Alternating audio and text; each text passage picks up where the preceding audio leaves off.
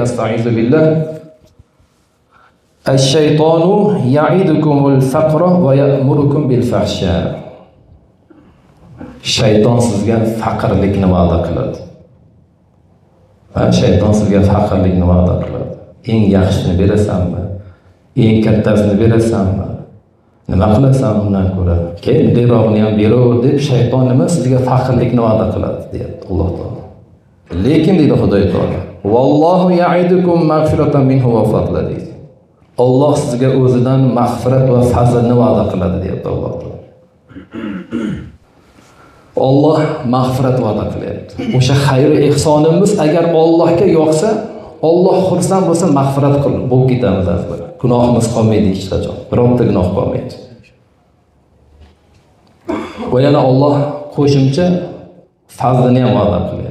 Bu fazl azlar juda ham katta ulug' narsa. Alloh kimga fazl ko'rsatsa, u inson dunyoda ham oxiratda ham baxtli, saodatli bo'ladi. Siz bilan biz bu mana shu mag'firatga, fazlga nima bilan erishamiz? Qiladigan xayr ehsonimizni yurakdan, chin ko'ngildan, chiroyli Allohga yoqadiganini qilishlik bilan.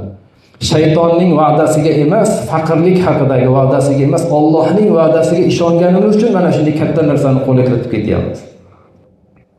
Oddiy kirib kelayotganimizda ehson yashiq ro'paramizda uchraganda ham bizning imtihon boshlanadi.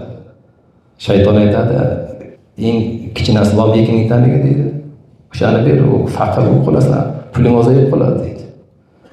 Alloh aytadi, men senga mag'firat va'da qilaman va senga fazlimni va'da qilaman deydi. Ana shu kirayotganimizda imtihon boshlanadi.